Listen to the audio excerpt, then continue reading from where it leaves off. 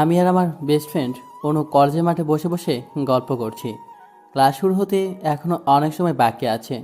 হঠাৎই কে যেন পেছন থেকে আমার কলারটা টেনে ধরে দাঁড় করিয়ে দিল।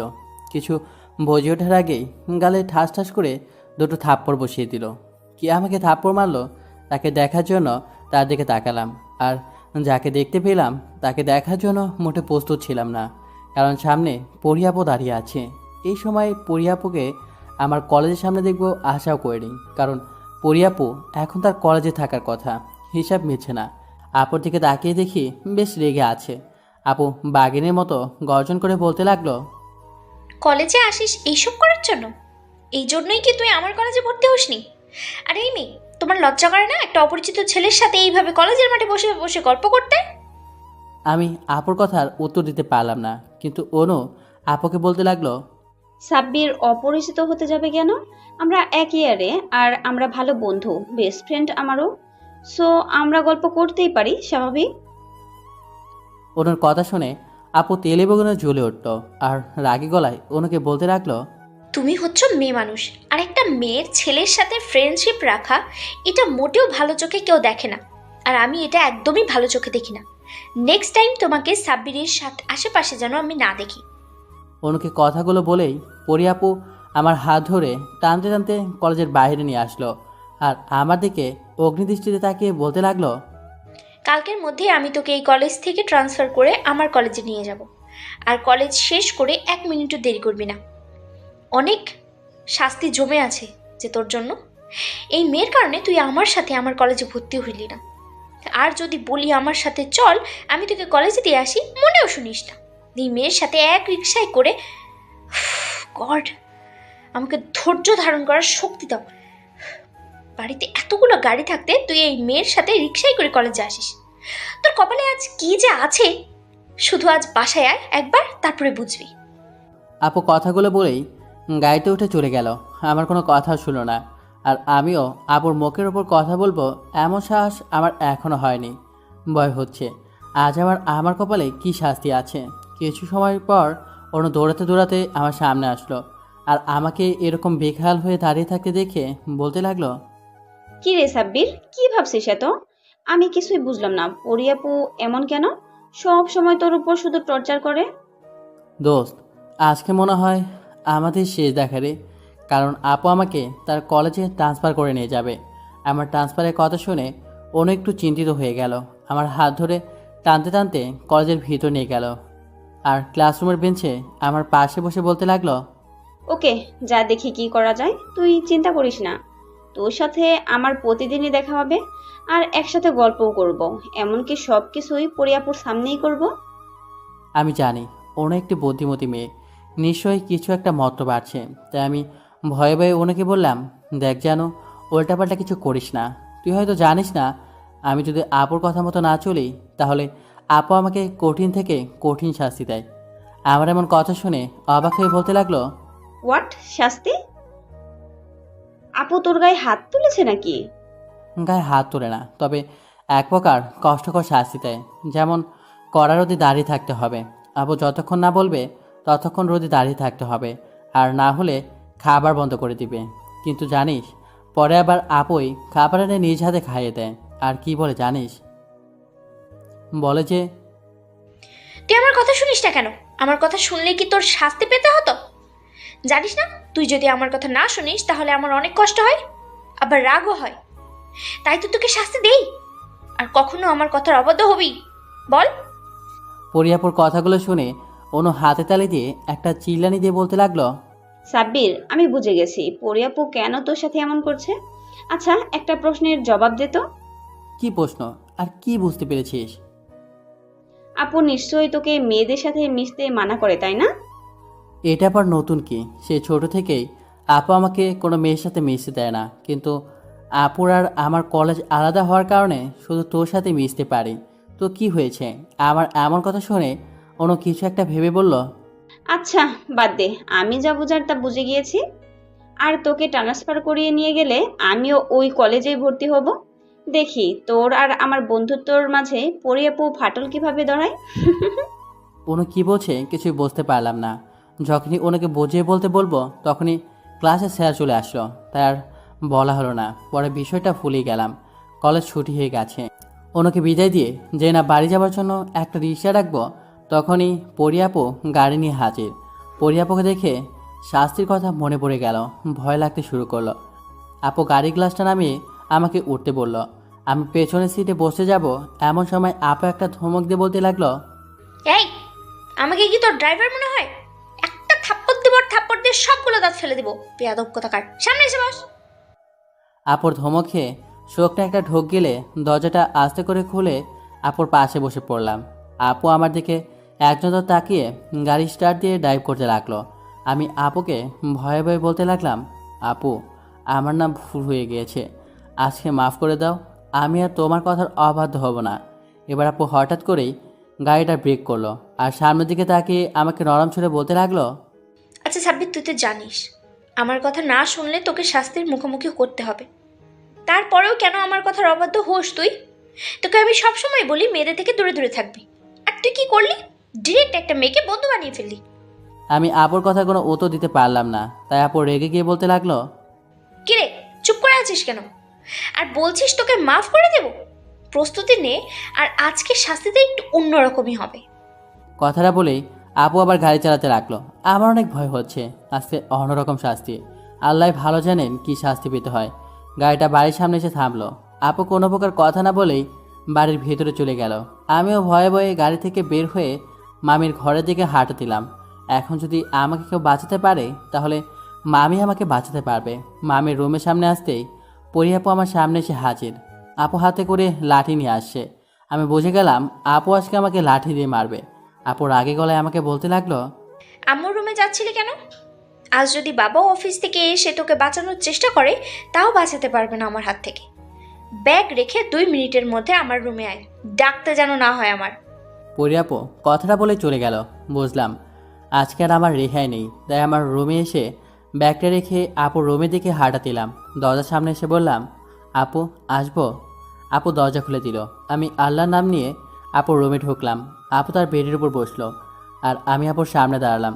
আপু আমাকে চোখ রাঙানি দিয়ে বলতে লাগলো, মার খাবি, কিন্তু শব্দ করে কান্না করতে পারবি না। আর যদি কান্না করিস তাহলে একটার জায়গায় দুটো মার খাবি, আর সোজা স্টিলের মতো দাঁড়িয়ে থাকবি। তোকে মারার জন্য যেন আমাকে জায়গা থেকে উঠতে না হয়। এবার সোজা হয়ে দাঁড়া। কিছু করার নেই। আপুর কথার উপর কেউ কথা বলতে পারে না। মামা আমিও কিছু বলতে পারে না, কারণ আপু অনেক জেদি আর রাগে একটা মানুষ। আপুর মাথায় রাগ উঠলে কখন কি করে সে নিজেও জানে না। ছোটবেলা থেকে আপুর রাগ হলেই একটা না একটা অঘটন ঘটিয়ে ফেলে। যেমন বিশেষ করে বেশি রাগ উঠলে নিজের হাত নিজেই কাটবে। সেজন্যই মামামি কেউই আপুকে কিছু বলতে পারে না, কারণ আপুই তাদের একমাত্র সন্তান। আপুকে তার মন মতোই চলতে দেয়। কখনো আপুকে কেউ ধমক দিয়েও কথা বলেনি, যদি আপু নিজের কোনো ক্ষতি করে ফেলে। যাকে অনেক কিছু বলে ফেললাম। আপুর সামনে সোজা হয়ে দাঁড়িয়ে আছি। আপু লাঠি দিয়ে আমাকে অনেক আঘাত করলো। প্রায় 15 থেকে 20টা বাড়ি দিয়েছে। আপু হাঁপিয়ে উঠল, তাই আর মারতে পারলো না। আমাকে ধমক দিয়ে বলতে লাগলো, বেয়াদব কোথাকার, আর যদি তোকে কোনো মেয়ের সাথে বন্ধুত্ব করতে দেখি তাহলে আজকের থেকেও বড় ধরনের শাস্তি দিব। এখন আমার চোখের সামনে থেকে দূর হ। কোনো কথা ছাড়াই দরজাটা খুলে আপুর রুম থেকে বের হয়ে আসলাম। দরজা খুলে দেখি মামি দাঁড়িয়ে আছে। মামির চোখের কোণায় পানি দেখতে পারলাম। মামি কিছু বলতে চেয়েও আর বলল না, কান্না করতে করতে চলে গেল। বের হয়ে একটা হাসি দিয়ে ছাদে চলে আসলাম। ছাদের দরজাটা লাগিয়ে দিয়ে দোলনার উপর বসলাম। তাদের দুইটা দোলনার পাশাপাশি একটা আমার আর একটা আপুর জন্য বানানো হয়েছিল। স্কুলে যখন পড়তাম তখন আমার আর আপুর সম্পর্কটা অনেক ভালোই ছিল। আপু যখন কলেজে উঠলো, তারপর থেকে কেমন যেন পাল্টে গেল। কোনো মেয়ের সাথে আমাকে মিশে দেয় না। আর যদি আপুর কথার অবাধ্য হই, তাহলে তো অনেক ধরনের শাস্তি আমার জন্য অপেক্ষা করতো। ছোটবেলায় বাবা মাকে হারিয়েছি। এখনও জানি না আমার বাবা মা কীভাবে মারা গেছে। মা আমাকে অনেক বলেছে, কিন্তু কখনো বলে নাই। শুধু বলেছে সেই দুর্ঘটনা শুনলে নাকি আমি সহ্য করতে পারবো না। মা মামি কখনো আমার বাবা মায়ের অভাব বুঝতে দেয়নি। নিজের সন্তানের মতোই আমাকে বড় করেছে, কোনো কিছুর কমতি রাখেনি আমার। কিন্তু একটা জায়গায় তারা খুবই দুর্বল, আর সেটা পড়ি আপু। আজ মা বাবাকে খুব মনে পড়ছে। দুপুরে আর আজকে কেউই খাবে না, কারণ মামি আমার জন্য কান্না করেছে। আর আপু যেদিন আপু যেদিন কঠিন কোনো শাস্তি দেয় আমাকে, সেদিন মামি অনেক কান্না করে রুম থেকে বেরো হয় না। কপালটা অনেক ভালো, এমন একটা মামা মামি পেয়েছি। তবে পরি আপু না থাক, তার ব্যাপারে আর কিছু বলবো না। শরীরটা অনেক ব্যথা করছে, মাথাটাও ব্যথা করছে, কেমন জানি শরীরে শক্তিটুকু পাচ্ছি না। রুমে যাওয়ার জন্য হাঁটা দিলাম, কিন্তু দরজার সামনে এসে পড়ে গেলাম, জ্ঞান হারিয়ে ফেললাম। চোখ খুলে আপুর রুমে আপুর কোলে মাথা দিয়ে শুয়ে থাকা অবস্থায় নিজেকে আবিষ্কার করলাম। আপু আমার মাথায় হাত বোলাচ্ছে, খেয়াল করলাম আপু নিঃশব্দে কান্না করছে। আমি নড়ে ওঠার কারণে আপু তার চোখের পানি মুছে নিয়ে আমাকে বলতে লাগলো, সাব্বির, এখন কেমন লাগছে তোর? অনেক কষ্ট হচ্ছে তাই না? তোকে অন্য মেয়ের সাথে দেখলে আমার মাথা ঠিক থাকে না। তুই কেন বুঝতে পারিস না? জানিস যে আমার কথা না শুনলে শাস্তি পেতেই হয় তোকে। তারপরেও তুই কেন আমার কথা শুনিস না বল? আপুর এমন কান্না দেখে আমার অনেক রাগ হতে লাগলো, কিন্তু কিছু বললাম না। আপুর কোল থেকে মাথাটা ওঠাতে চেষ্টা করলাম, কিন্তু আপু আমাকে উঠতে দিল না, চেপে ধরলো আর বলতে লাগলো, উঠছিস কেন? শুয়ে থাক, একদম ওঠার চেষ্টা করবি না। আমি মাথায় হাত বুলিয়ে দিই। আপু আমার মাথায় হাত বুলিয়ে দিচ্ছে। আপু এমন কেন, কিছু বুঝতেই পারে না। এই আমাকে শাস্তি দিল আর এখন আদি খেতে থেকেছে, সাইকো একটা। কিছু সময় পর আপু আমাকে বালিশে শুয়ে দিয়ে বলতে লাগলো, তুই এখানে শুয়ে থাক, আমি খাবার নিয়ে আসি। দুপুরেও তো না খেয়েছিলি, ছাদের দরজা ভেঙে তোকে বের করা লেগেছে। ও, তাহলে আমি অজ্ঞান হওয়ার পর ছাদের দরজা ভেঙে বের করেছে। আমি বেড থেকে ওয়াশরুমে গিয়ে ফ্রেশ হয়ে আসলাম, আপুর বেডের উপর বসে পড়লাম। ও, আপনাদের তো আমার পরিচয়টাই দেওয়া হয়নি। আমি সাদাব মাহমুদ সাব্বির। গল্পের মধ্যে মা বাবাকে জন্মের পর দেখার সৌভাগ্য আমার হয়নি। মা মামির কাছে বড় হয়েছি, এবার অনার্স সেকেন্ড ইয়ারে মেডিকেল সায়েন্স নিয়ে পড়ছি। এইটুকুই বর্তমান পরিচয়। আর পরি আপু মানে আমার মামাতো বোন, মামার একমাত্র জেরিয়ার একরোখা মেয়ে, অনার্স ফাইনাল ইয়ারে পড়ে। পরিচয় দেওয়া শেষ।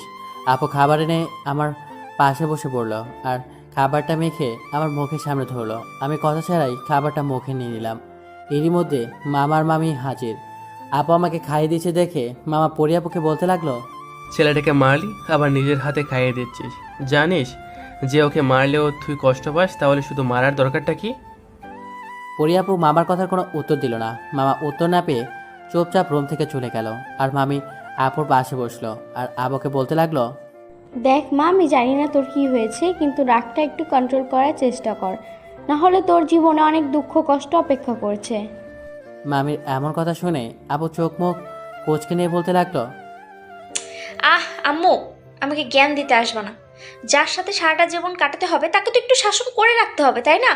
এখন রুম থেকে বের হতো।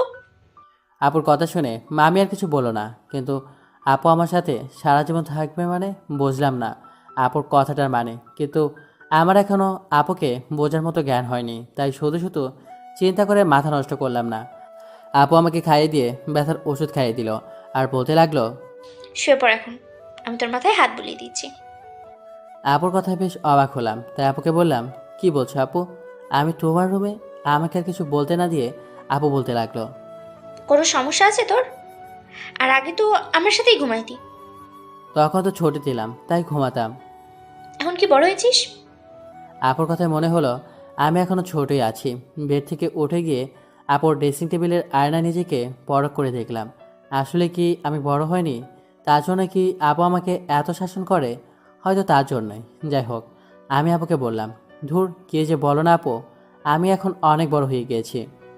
বড় যদি হতেই তাহলে আমাকে তুই বুঝতি, কিন্তু তুই আমাকে বোঝার চেষ্টাও করিস না। আপুর কথা আমার মাথার উপর দিয়ে যাচ্ছে, কিছু বুঝতে পারছি না। তাই আপুকে বললাম, মানে? তোমার কথার মানেটা বুঝলাম না, একটু বুঝিয়ে বলো।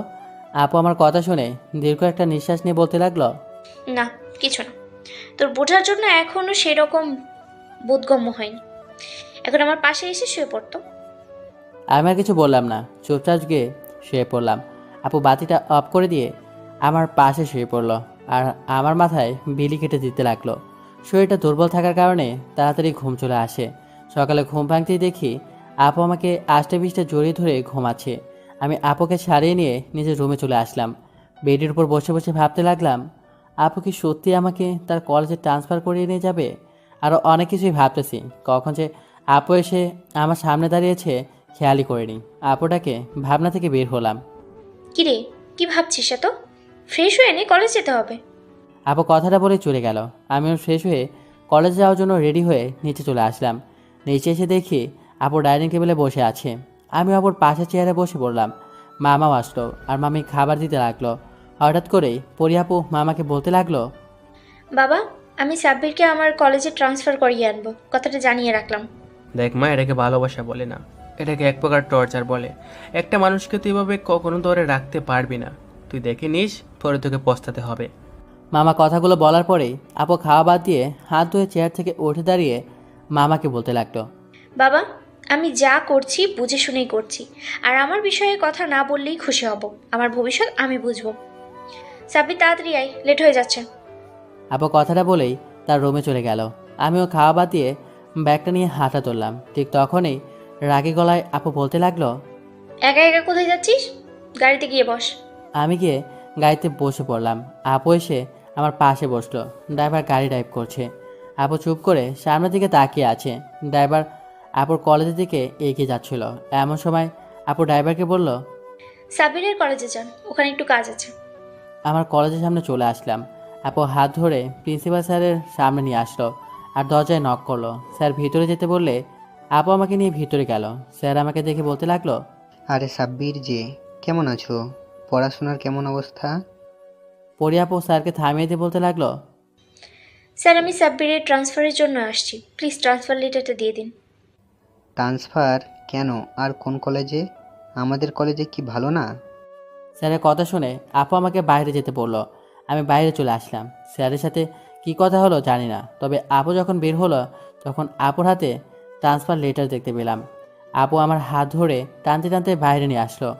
গাড়িতে উঠবো এমন সময় দেখি অনু আমার দিকে তাকিয়ে আছে। আমাকে ইশারা করে কি যেন বোঝানোর চেষ্টা করছে, কিন্তু আমি কিছুই বুঝলাম না।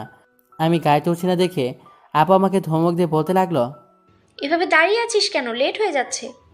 আপুর ধমক খেয়ে গাড়িতে বসলাম। আপু কলেজে চলে আসলাম। সব ফর্মালিটি শেষ করে আপু আমাকে আমার ক্লাসরুমের সামনে এনে বলতে লাগলো, এটাই তোর ক্লাসরুম? ব্রেক টাইমে দাঁড়াবি, আমি আসবো। আর কারোর সাথে বন্ধুত্ব করার দরকার নেই, সে হোক কোনো ছেলে। আর মেয়েদের সাথে তো কোনো কথাও বলতে দেখি, যদি যদি দেখি তাহলে বুঝতেই পারছিস কি হবে। যা এখন ভালো ছেলের মতো ক্লাস কর। আপুর কথাগুলো বলেই তার ক্লাসে চলে গেল। আমিও আমার ক্লাসরুমে চলে আসলাম। কয়েকজন গল্প করছিল। আমাকে রুমে ঢুকতে দেখে একজন এগিয়ে এসে বলতে লাগলো, হে ইয়ার, নতুন নাকি? নাম কি তোমার? সাব্বির, এই কলেজে নতুন, আগের কলেজ থেকে ট্রান্সফার নিয়ে এখানে আসা। কথাটা বলেই পেছনে একটা বেঞ্চে বসে পড়লাম। কিছু সময় পর স্যার আসলেন। ক্লাস শুরু হয়ে গেল। ব্রেক টাইমে ক্লাসরুম থেকে বেরিয়ে এসে আপুর জন্য অপেক্ষা করছি। এমন সময় একটা মেয়ে আমার সামনে এসে হাত বাড়িয়ে দিয়ে বলতে লাগলো, হাই, আমি জান্নাত। আমরা সেই ইয়ারে। দেখলাম তুমি পুরো ক্লাসে চুপচাপ ছিলে। মন খারাপ নাকি তোমার? চলো ফুচকা খেয়ে আসি, তাহলে দেখবে তোমার মন ভালো হয়ে যাবে। মেয়েটার কথায় বার্তা নিয়ে দিয়ে আমি পাশ কাটিয়ে চলে আসছিলাম। এমন সময় মেয়েটা দৌড়িয়ে আমার সামনে দাঁড়ালো আর আমার হাতটা ধরে হ্যান্ডশেক করে বলতে লাগলো, আরে আরে, তুমি এমন করছো কেন? একটা সুন্দরী মেয়ে তোমার সাথে কথা বলতে চাচ্ছে, আর তুমি আমাকে পাত্তাই দিচ্ছ না। বুঝলাম তুমি স্মার্ট একটা ছেলে, তাই বলে আমার সাথে অ্যাটিটিউড দেখাতে পারো না। মেয়েটার দিকে তাকিয়ে দেখি মেয়েটা আসলে দেখতে অনেক কিউট। এমন সময় ঠাস করে আমার গলা যেন একটা থাপ্পড় পড়লো। সামনে তাকিয়ে দেখি পরি আপু দাঁড়িয়ে আছে। আমার এক হাত জান্নাত ধরে আছে, আর আপু থাপ্পড় মারার কারণে অন্য হাতটা আমার গালে চলে আসছে। আমার হাতের দিকে তাকিয়ে দেখে জান্নাত আমার হাত ধরে আছে। আপু আমার থেকে জান্নাতের হাতটা ছাড়িয়ে দিল, আর জান্নাতকে থাপ্পড় মারতে গিয়েও মারল না। আপু চোখ বন্ধ করে নিল একটু শান্ত হয়ে। জান্নাতকে শান্ত গলায় বলতে লাগলো, তুমি প্রিন্সিপাল স্যারের মেয়ে দেখে থাপ্পড়টা মারলাম না, আর এরপর থেকে তোমাকে যেন সাব্বিরের আশপাশেও না দেখি। কথাটা বলেই আমার হাত ধরে সেখান থেকে নিয়ে আসলো ক্যান্টিনে। সব স্টুডেন্টরা আমার আর আপুর দিকে অবাক নয়নে তাকিয়েছিল। হয়তো আমাকে থাপ্পড় মারায় তারা বেশ মজা নিয়েছে। আপু খাবার অর্ডার করলো। খাবার আসার পর আমি খাচ্ছি না দেখে আপু আমাকে ধমক দিয়ে বলতে লাগলো, কিরে, খাচ্ছিস না কেন? নাকি খাইয়ে দিতে হবে? আপুর ধমক খেয়ে খাবার খাওয়া শুরু করলাম। খাচ্ছিলাম এমন সময় দেখি আপুর পিছনের টেবিলে জান্নাত এসে বসলো আর আমার দিকে এক নজরে তাকিয়ে আছে। আপু আমাকে পর্যবেক্ষণ করে পিছনে তাকালো আর পিছনে জান্নাতকে দেখে আমাকে বলতে লাগলো, বাহ, একদিনও হলো না এখানে এসে মেয়েদের সাথে বন্ধুত্ব করে ফেললি? আর মেয়েটার হাব ভাব অন্য কিছুই বোঝাচ্ছে, তোকে মোটেও সে বন্ধুর চোখে দেখছে না। আপু শোনো, আমি সত্যি বলছি, ওই মেয়েটাই আমার সাথে একবারই কথা বলতে আসছিল। আমি কথা বলতে চাইনি, কিন্তু মেয়েটা জোর করে আমার সাথে কথা বলতে আসছিল। সেটা তো বুঝতেই পারছি। চল, আর ক্লাস করা লাগবে না। আসলে তোকে একটু ছাড় দেওয়া যাবে না, প্রতিদিনই আঘাত করতে হবে, এটাই তো তুই চাচ্ছিস তাই না? বাসায় চল। কথাটা বলেই আমার হাত ধরে টানতে টানতে গাড়ির সামনে নিয়ে আসলো, আর গাড়িতে বসে ড্রাইভারকে গাড়ি স্টার্ট দিয়ে বাসা যেতে বললো। আমি আপুকে করুণা সুরে বললাম, আপু আমি সত্যি বলছি। আপু আমাকে থামিয়ে দিয়ে বলতে লাগলো, চুপ কর, আমি নিজের চোখে যা দেখেছি সেটাতে মিথ্যা হতে পারে না। আপু কখনো কখনো চোখে দেখা ভুল হয়। সাব্বির, তুই আমার মুখের উপরে কথা বললি? এত সাহস হয়ে গেছে তোর? আর একটাও যদি আমার মুখের উপরে কথা বলিস, আজকে তোকে একদম মেরে ফেলবো। আপুর চোখ রাঙনি দেখে আর কথা বললাম না, কিন্তু আজকে যদি আপু আমার গায়ে হাত তোলে তাহলে কিছু একটা করে ফেলবো। এত অত্যাচার আর সহ্য করবো না। গাড়ি বাসার সামনে এসে দাঁড়ালো। আপু আমাকে টানতে টানতে নিয়ে আসলো, আর বারবার বাসার কলিং বেল বাজাতে লাগলো। মামি দরজা খুলে দিল।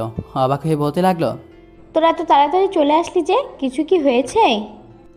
আমি মামিকে কিছু বলতে যাব তার আগেই আপু আমাকে টানতে টানতে তার রুমে নিয়ে গেল, আর দরজাটা লাগিয়ে দিল। কোনো কথা ছাড়াই আপু লাঠি বের করে তার শরীরে যত শক্তি আছে আমাকে সবটা দিয়ে মারতে লাগলো। মামি দরজার বাইরে থেকে দরজা ধাক্কাতে লাগলো, আর কান্না করে বলতে লাগলো, পরিমা, ছেলেটাকে ছেড়ে দে, এমনভাবে মারলে ছেলেটা আর বাঁচবে না রে, মরেই যাবে। এবারের জন্য মাফ করে দে ওকে। আমি সাব্বিরকে বুঝিয়ে বলবো, ও যেন আর তোর কথার অবাধ্য না হয়। আপু মামের কথায় পাত্তা না দিয়েই তার ইচ্ছা মতো আমাকে মারতে লাগলো, আর আমি স্টিল হয়ে দাঁড়িয়ে আছি। আপু তার মন মতো মেরেই যাচ্ছে। আমি আর সহ্য করতে না পেরে মাটিতে লুটিয়ে পড়লাম। পরে আর আমার কিছু মনে নেই। যখন চোখ খুললাম তখন মামার কোলে মাথা রেখে শুয়ে থাকা অবস্থায় নিজেকে আবিষ্কার করলাম। আর মামি বেডের পাশে একটা টুলে বসে আমার একটা হাত ধরে বেডের সাথে মাথা থেকে ঘুমিয়ে পড়েছে। মামার দিকে তাকিয়ে দেখে মামাও বেডের সাথে হেলান দিয়ে ঘুমিয়ে আছে। আমি আস্তে করে মামার কোল থেকে মাথাটা উঠিয়ে নিয়ে আস্তে করে রুম থেকে বের হয়ে গেলাম। প্রচণ্ড ব্যথা করছে সারা শরীর। আমার রুমে এসে কাপড় গুছিয়ে নিয়ে 2টা চিঠি লিখলাম, একটা আপুর জন্য আর একটা মামার মামির জন্য। মামা মামির চিঠিটা আমার পড়ার টেবিলের উপর রাখলাম, আর আপুর চিঠিটা তার দরজার সামনে রেখে দিয়েই মেন গেটের ডোরটা খুলে ধীর পায়ে বাড়ি থেকে বের হয়ে আসলাম।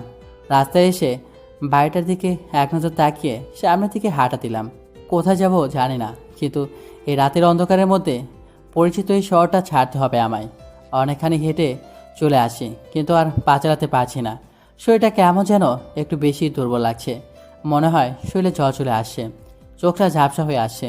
সামনে থেকে হয়তো গাড়ি আসে, কিন্তু কিছু বুঝে ওঠার আগেই গাড়িটা আমার উপর দিয়ে চলে গেল। হয়তো আজ রাতেই আমার জীবনের ইতি ঘটে গেল। বাসা থেকে পালিয়ে সুস্থ একটা জীবনযাপন করতে চেয়েছিলাম, বাঁচতে চেয়েছিলাম, একটা রাজ্য করতে চেয়েছিলাম। সেই রাজ্যে থাকবে না কারো শাসন, থাকবে না কারো নজরদারি, প্রশান্তির নিঃশ্বাস নিতে চেয়েছিলাম। হয়তো কপালটাই খারাপ, ওপরওয়ালা হয়তো চায় না আমি আর মায়ের ভবনে থাকি। 5 বছর পর। বাবাই, নাস্তাটা করেছে অন্তত। সরি সুইটহার্ট, অনেক লেট হয়ে যাচ্ছে। এখন আমি নাস্তা করতে বসলে অনেক লেট হয়ে যাবে, তখন আবার আমি আমার কলিজাদের নাস্তা করাতে পারবো না। কথাগুলো বলেই দিলাম এক দৌড়, আর এক দৌড়ে বাড়ির বাইরে গাড়িটা নিয়ে বেরিয়ে পড়লাম হসপিটালের উদ্দেশ্যে। ও হ্যাঁ, আপনাদের তো আমার পরিচয়টাই দিলাম না, এখন দিই কেমন? আমি সাদাব মাহমুদ সাব্বির, আর এতক্ষণ যার সাথে কথা বলছিলাম সে হচ্ছে আমার আম্মু। আর বললাম না কলিজা, ওরা হচ্ছে আমার পেশেন্ট, সবাই মানসিক রোগী, সবার বয়সী 8 থেকে 10 বছর, আমাকে ছাড়া কিছুই বোঝে না। আর সকালে যদি 7টার আগে ওদের কাছে না যাই তাহলে সারাদিন আর কেউ কিছু মুখেই নেবে না। ওদের নিয়ে আমার সারাদিন কাটে। ওদের যদি সবার মেন্টালিটি প্রবলেম না হতো তাহলে হয়তো ওদের ভালোবাসাটা বুঝতামই না। এই দেখেন, আপনাদের সাথে কথা বলতে বলতে হসপিটালে চলে আসি, তখন একটা নার্স পায় দৌড়িয়ে আমার কাছে এসে বলতে লাগলো, স্যার 9 নং ওয়ার্ডের পেশেন্টটা একটু বেশি পাগলামো করছে, তাকে কোনো মতেই শান্ত করা যাচ্ছে না, আর আমাদের পক্ষে শান্ত করা পসিবল না। প্লিজ স্যার, আপনি একটু আসুন। নার্সের কথা শুনে আমার মাথায় বাস পড়ার মতো অবস্থা। তাড়াতাড়ি 9 নং ওয়ার্ডে যাই, আর দেখি কয়েকটা নার্স মিলেও পেশেন্টটাকে শান্ত করতে পারছে না। তখন আমি গিয়ে পেশেন্টের মাথায় হাত বুলিয়ে দিয়ে বলতে লাগলাম, আরে আরে কী হয়েছে বাবু তোমার? এই যে দেখো আমি চলে আসি, তোমাকে কি ওরা বকা দিয়েছে? ছেলেটা আমার কথা শুনে একটু শান্ত হয়ে আমার দিকে কিছু সময় তাকিয়ে থেকে বলতে লাগলো, তোমরা কেউ ভালো না, তোমরা শুধু আমার উপর টর্চার করো আর মারো। আমি আর এখানে থাকবো না, আমি আব্বু আম্মুর কাছে যাব। ছেলেটা কথাগুলো বলেই আবারও পাগলামি করতে লাগলো আর হাতের কাছে যা পাচ্ছে তাই দিয়ে ছুঁড়ে মারতে লাগলো। ছেলেটা একটা স্টিলের গ্লাস দিয়ে ছুঁড়ে মারলে সেটা একদম আমার কপালে লাগে। তখন বুঝতে পারলাম ওর এখন কী প্রয়োজন। তাই নার্সকে বললাম, নার্স ঘুমের ইঞ্জেকশনটা দিন তো। নার্স ঘুমের ইঞ্জেকশন দিলে আমি ইঞ্জেকশনটা ছেলেটা শুইলে পোস্ট করে দিলাম। তখন ছেলেটা আস্তে আস্তে শান্ত বাচ্চাদের মতো ঘুমিয়ে পড়লো। আমি ছেলেটার মাথায় হাত বোলাতে লাগলাম। তখনই নার্স চিল্লানি দিয়ে বলতে লাগলো, স্যার আপনার কপাল থেকে রক্ত বের হচ্ছে। আমি কপালে হাত দিয়ে দেখি সত্যি রক্ত বের হচ্ছে। তখনই নার্সটা ব্যান্ডেজ এনে ব্যান্ডেজ করতে লাগলো। আমি তাকে থামিয়ে দিয়ে বলতে লাগলাম, 9 নং ওয়ার্ড কার আন্ডারে? নার্স ভয়ে ভয়ে বলল, ইয়ে স্যার, আমার আন্ডারে। আমি নার্সটাকে ধমক দিয়ে বলতে লাগলাম, আপনি আমার কেবিনে আসুন। আর বাকি নার্সগুলোকে বললাম, বাচ্চাদের ব্রেকফাস্ট রেডি করুন, আমি আসি। কথাটা বলেই কেবিন থেকে বের হলাম। তখনই দেখতে পেলাম বাচ্চাটার বাবা মা কান্না করছে। আমাকে কেবিন থেকে বের হতে দেখে ছেলেটার মা বলতে লাগলো, ডাক্তার সাহেব, আমার ছেলেটা কি আর সুস্থ হবে না? আগের মতো আমাকে কি আর মা বলে ডাকবে না? আল্লাহর উপর ভরসা রাখুন, আর আমি আমার সর্বোচ্চ দিয়ে চেষ্টা করব। ইনশাল্লাহ আপনাদের সন্তান সুস্থ হয়ে যাবে। কথাগুলো বলেই সেখান থেকে চলে আসলাম। কিছু সময় পর নার্সটাও আসলো আর মাথা নিচু করে দাঁড়ালো। আমি গম্ভীর কণ্ঠে বললাম, আপনি কি পেশেন্টের গায়ে হাত তুলেছেন? নার্সটা আমার কথা শুনে আমতা আমতা করে বলতে লাগলো, ইয়ে মানে স্যার, আমি ছেলেটাকে মারতে চাইনি আসলে। Shut up! আপনার সাহস কী করে হয় আপনার একটা মানসিক রোগীর গায়ে হাত তোলা, তার ওপর আবার সে একটা বাচ্চা ছেলে? সরি স্যার, আমার ভুল হয়ে গিয়েছে। আপনাকে অন্য হসপিটালে ট্রান্সফার করতে হবে। সোগা থাকতে ভূতে কেলায়। অন্য হসপিটালে যান, তারপর বুঝতে পারবেন কত ধানে কত চাল। আপনাকে যেন আমার চোখের সামনেও না দেখি। জাস্ট গেট লস মাই ক্যাবিন। নার্সটা আমার ধমক খেয়ে প্রায় দৌড়ে চলে গেল। ঠিক তখনই নার্সটা চলে যাওয়ার পর আমার অ্যাসিস্ট্যান্ট প্রিয়া দরজার সামনে মাথা নিচু করে দাঁড়িয়ে বলতে লাগলো, স্যার আসতে পারি? এই মেয়েকে দেখে তো আমার মাথা আরও গরম হতে লাগলো। সব সময় লেট করবে আর এসেই ন্যাকামি করবে। বলতে না বলতেই তার ন্যাকামি শুরু হয়ে গেল। স্যার স্যার, আসলে আজকে ঘুম থেকে উঠতে পারি নাই, তাই একটু লেট হয়ে গেল। প্রতিদিন কি ঘুম থেকে উঠতে দেরি হয় নাকি? তাড়াতাড়ি ঘুম থেকে উঠতে পারো না? আমার কথা শুনে প্রিয়া মাথা নিচু করে আমার দিকে আর চোখে তাকিয়ে বিড়বিড় করতে লাগলো, এতে কি আমার দোষ নাকি? আপনিই তো প্রতিদিন আমার ঘুমের মধ্যে স্বপ্নে চলে আসেন। বদ একটা, আপনার জন্যই তো প্রতিদিন ঘুম থেকে উঠতে লেট করি। আম্মু ডাকতে আসলে আপনাকে ভেবে আম্মুকে জড়িয়ে ধরে ছি, আমার লজ্জা করে। আমি প্রিয়ার দিকে তাকিয়ে দেখি আমার দিকে এক নজরে তাকিয়ে নখ কামড়াচ্ছে আর মিটমিট করে হাসছে। এই মেয়ের হাসি দেখে মেজাজটা আরও গরম হয়ে গেল। তাই ধমক দিয়ে বললাম, এখানে দাঁড়িয়ে না থেকে বাচ্চাদের জন্য সকালের নাস্তা নিয়ে ওয়েট করুন, আমি আসছি। আমার ধমকে প্রিয়া চমকে উঠল আর আমার দিকে ফ্যাল করে তাকিয়ে আছে। আমি আবারও ধমক দিয়ে বললাম, এই মেয়ে, আপনার কি কথা কারা যায় না নাকি? কেবিন থেকে বের হয়ে বাচ্চাগুলোর কাছে যান। প্রিয়া আমার ধমকানিতে আবারও কেঁপে উঠল আর দিল এক দৌড়। ওয়াশরুম থেকে হাত মুখ ধুয়ে ফ্রেশ হয়ে বাচ্চাদের কাছে চলে গেলাম। দেখি প্রিয়া একটা বাচ্চাকে খাওয়ানোর চেষ্টা করছে আর বাচ্চাটা প্রিয়াকে বলছে, আমি তোমার হাতে খাবো না, আমি সাদা চাচ্চুর হাতে খাবো। প্রিয়া এখন আমাকে দেখেনি। প্রিয়া কান্না কান্না কণ্ঠে বাচ্চাকে বলতে লাগলো, শোনা ছেলে আমার, কেন তোরা আমার হাতে খাস না? একদিন অন্তত খেয়ে নে। ওই খবিশের হাতে কি এমন আছে যা আমার হাতে নেই? খেয়ে নাও সোনা, প্লিজ খেয়ে নাও। এই বলে কি আমি নাকি খবিশ? বাচ্চাটা আমাকে দেখার সাথে সাথে আমার কাছে ছুটে চলে আসলো আর আমাকে বলতে লাগলো, সাদা চাচ্চু দেখো, এই মহিলা আন্টি আমাকে বিরক্ত করছে। আমি কতবার বলছি যে আমি তোমার হাতে খাবো, কিন্তু এই মহিলা আন্টি আমাকে শুধু জোর করে খাওয়াতে চাইছে।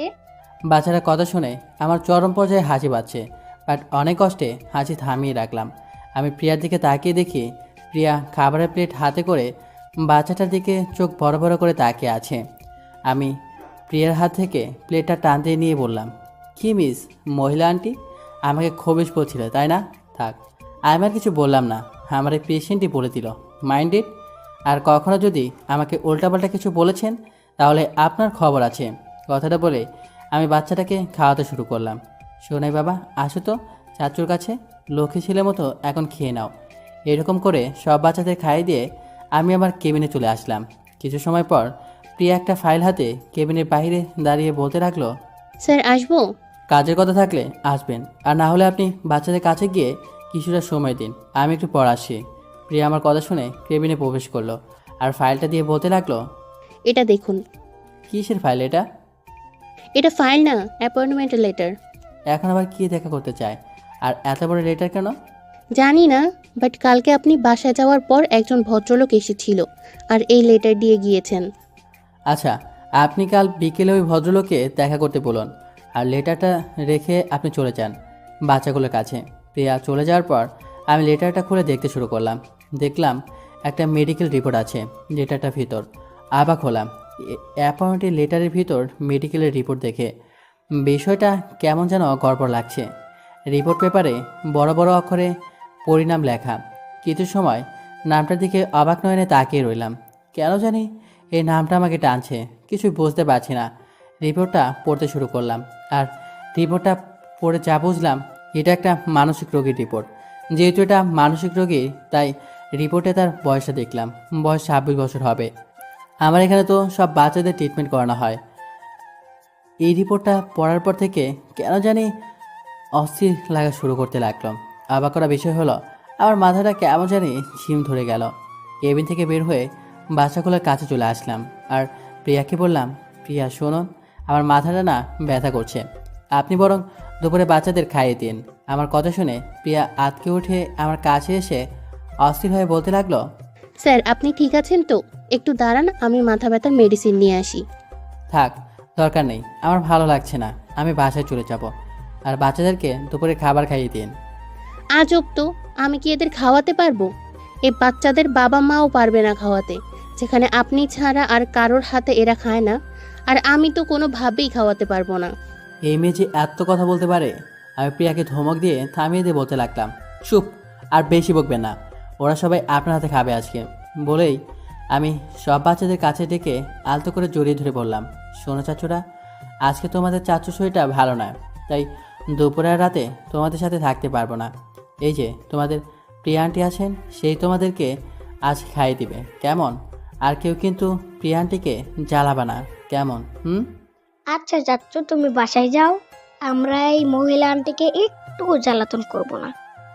বাচ্চাদের এমন কথা শুনে না হেসে আর পারলাম না। প্রিয়ার দিকে তাকিয়ে দেখি আমার আর বাচ্চাদের দিকে চোখ বড় বড় করে তাকিয়ে আছে। আমি বাচ্চাদেরকে আলতো করে সারিয়ে প্রিয়ার কাছে আসলাম আর বললাম, দেখবেন আজকে সবাই আপনার হাতে খাবার খাবে, আর যদি না খায় তাহলে আমাকে কল করবেন, আমি চলে আসব, কেমন? আর যদি সিরিয়াস কিছু হয় তাহলে সাথে সাথে আমাকে ইনফর্ম করবেন। বাই, আমি আসছি। সব বাচ্চাদের বিদায় জানিয়ে ড্রাইভ করতে করতে বাসায় চলে আসলাম। কলিং বেল দিলাম।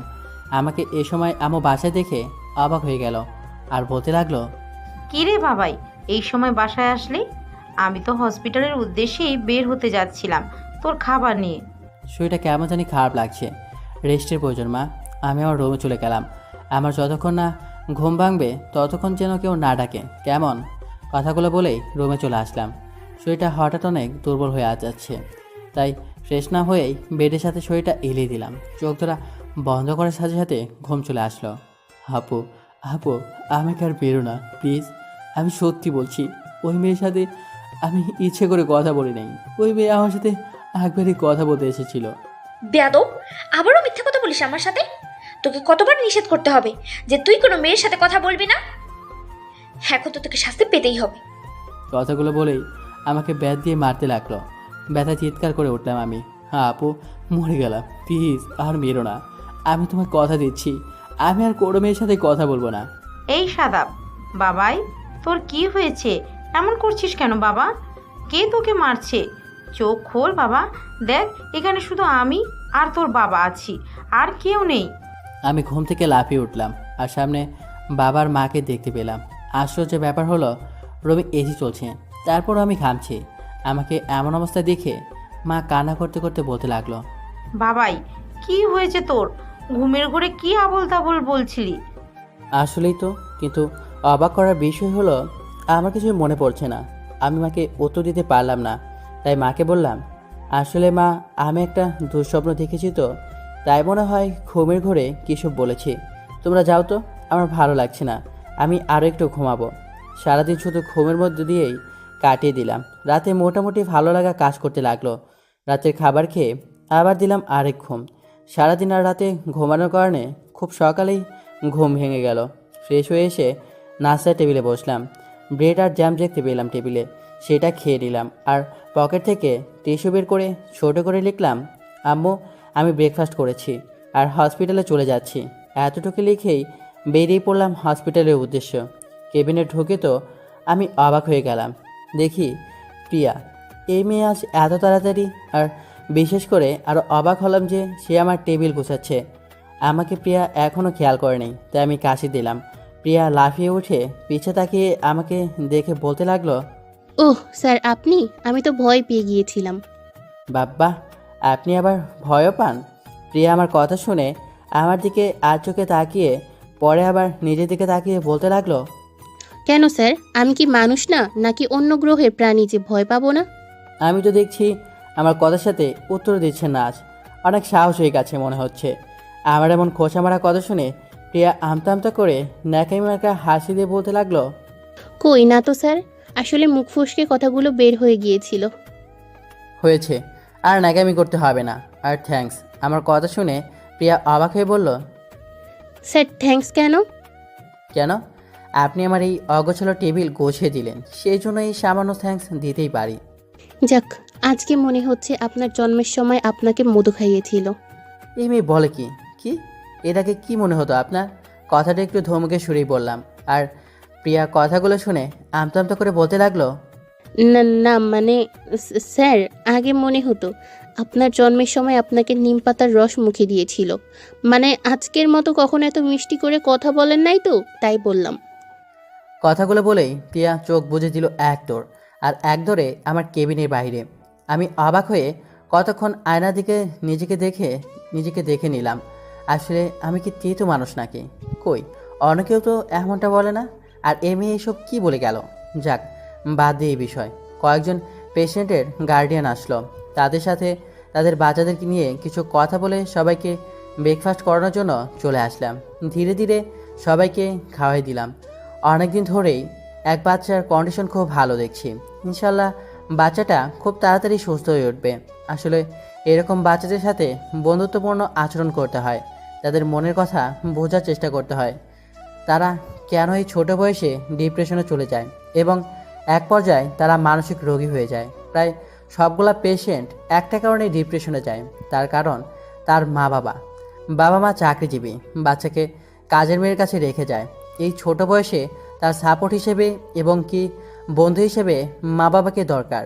মা বাবা কাজে বিজি থাকেন, আর এইদিকে কাজের মেয়ের খিটখিটে মেজাজ দেখে বাচ্চারা ডিপ্রেস হয়ে পড়ে আর ধীরে ধীরে মানসিক রোগীতে আক্রান্ত হয়ে পড়ে আর অস্বাভাবিক আচরণ করে। আর শেষমেশ খেলার এই বয়সে তার জায়গা মেন্টাল হসপিটালের এক ওয়ার্ডে হয়। তো সাবধান, আপনিও কি এমনটা করছেন আপনার সন্তানের সাথে? আপনার সন্তানকে সময় দিন। এই বেড়ে ওঠার বয়সে আপনাকে তার প্রয়োজন। খাওয়া দাওয়া শেষ করে কেবিনে চলে আসলাম। একটা পেশেন্টের রিপোর্ট দেখছিলাম। এমন সময় প্রিয়া অনুমতি ছাড়াই কেবিনে ঢুকে পড়লো আর বলতে লাগলো, স্যার আজকে আমার কেবিনে কাজ করতে ভালো লাগছে না, আজ আপনার এখানে বসে কাজ করি। আরে বাহ, আজ মেয়ের হলোটা কি? কিছুই তো বসেছি না। অন্যদিন হলে তো ভয়ে আমার চোখের দিকে তাকিয়ে কথা বলতে পারতো না। আর আজ সে ডিরেক্ট আমার কেবিনে বসে বসে কাজ করতে চাইছে, তাও আবার আমার সামনে বসে। আমি আর কিছু বললাম না, ইশারায় বসতে বলে রিপোর্টের ফাইলটা দেখতে লাগলাম। ফাইল দেখা শেষ করে পানি খাওয়ার জন্য গ্লাস নিব, এমন সময় দেখি প্রিয়া আমার দিকে তাকিয়ে আছে আর মিটমিট করে হাসে। এই মেয়ের ভাব ভালো না, তাই ধমক দিয়ে বললাম, ওই হ্যালো মিস, আপনার ভাব দেখে মনে হচ্ছে কারোর প্রেমে পড়েছেন। আপনি কিন্তু একজন ডক্টর, সো যদিও প্রেম করেন সেসব এই হসপিটালে এসে ভাবাবি করা যাবে না, কাজে মন দিন। আমার ধমক খেয়ে প্রিয়া কেঁপে উঠে আমার দিকে এক নজরে তাকিয়ে থাকলো, হয়তো মনে মনে আমাকে গালি দিচ্ছে। আরে বুদ্ধু, প্রেমে তো পড়ছি, তবে অন্য কারো না, আপনার প্রেমেই পড়েছি। আপনি বুঝেন না কেন? আর আপনি বুঝবেন কিভাবে? আপনার মুখে তো শুধু তেতু কথাই শোনা যায়, হাদারাম একটা। আজব তো, আপনি আমার দিকে এরকম ঢ্যাপ ঢ্যাপ করে তাকিয়ে আছেন কেন? কাজে মন দিন। আমার কথা শুনে প্রিয়া মনে হয় লজ্জা পেল, হঠাৎ করে চোখ মুখ লাল হয়ে গেল আর দৌড় দিয়ে চলে গেল। কি আজব, মানসিক রোগীদের সাথে থাকতে থাকতে মনে হয় এই মেয়েরও মাথায় সমস্যা হয়ে গেল। দুপুরে বাচ্চাদের খাবার খাইয়ে এসে হঠাৎ করেই পরিণামের মেয়েটার রিপোর্টের উপর চোখ পড়ল। রিপোর্টের ফাইলটা হাতে নিয়ে আবারও দেখতে লাগলাম। তখনই পেছন থেকে প্রিয়ার ডাক পড়ল। পেছন ফিরে দেখি প্রিয়া দাঁড়িয়ে আছে। প্রিয়া বলতে লাগলো, স্যার, কাল যে ভদ্রলোক আপনার সাথে দেখা করার জন্য অ্যাপয়েন্টমেন্ট করেছিল সে এসেছে। তাকে কি আপনার কেবিনে পাঠিয়ে দিব? আচ্ছা, আপনি লোকটাকে পাঠিয়ে দিন আর চা নাস্তার ব্যবস্থা করুন। আচ্ছা স্যার, আমি ভদ্রলোককে পাঠিয়ে দিচ্ছি। আমি ফাইলটা রেখে চেয়ারে বসলাম। কিছু সময় পর একজন ভদ্রলোক দরজার সামনে দাঁড়িয়ে বলতে লাগলো, ডাক্তার সাহেব আসবো? আমি সামনের দিকে তাকালাম। ভদ্রলোককে ভিতরে আসতে বললাম, কিন্তু ভদ্রলোক না এসে আমার দিকে এক নজরে তাকিয়ে আছে। আমি খেয়াল করলাম লোকটা চোখ বেয়ে পানি পড়ছে। হঠাৎ করে লোকটা এসে আমাকে জড়িয়ে ধরলো আর হামাও করে কান্না করে বলতে লাগলো, বাবা সাব্বির, কেমন আছিস? বাবা তুই বেঁচে আছিস? জানিস বাবা, আমি তোকে কত খুঁজেছি। পুরো বাংলাদেশের কোথাও তোকে খোঁজার ভাত রাখিনি, কিন্তু পুরা কপাল তোকে আমি কোথাও খুঁজে পেলাম না। তোর মামি তোর কথা ভাবতে ভাবতে অসুস্থ হয়ে পড়েছে, আর আমার মেয়েটা তো তোর কথা ভাবতে ভাবতে আজ 4 বছর যাবৎ পাগল হয়ে গেছে। বাবা চল, বাড়ি ফিরে চল। তোর পরি আপু তোর জন্য অপেক্ষা করছে, সবসময় শুধু তোর কথাই বলে। তোর পরি আপু আমাদের কথা দিয়েছে তোকে আর মারবে না। জানিস বাবা, তোর চিঠিটা পড়ার পর আমি অজ্ঞান হয়ে গিয়েছিলাম। ভদ্রলোকের কথার মানে আমি কিছুই বুঝতে পারলাম না। তাকে ছাড়িয়ে চেয়ারে বসালাম আর শান্ত করার জন্য বললাম, আসলে আপনার হয়তো কোথাও ভুল হচ্ছে। আমার নাম সাদাব মাহমুদ আর আমি আপনাকে চিনি না।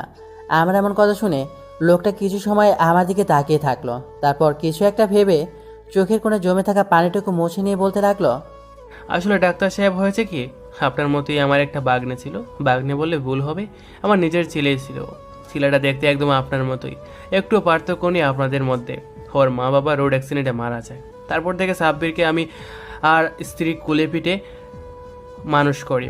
ছেলেটা আমার তার মামির আর বিশেষ করে যার সাথে ওর বিয়ে হবে, মানে আমার মেয়ে পরি, তার সাথে অভিমান করে বাড়ি থেকে চলে যায়।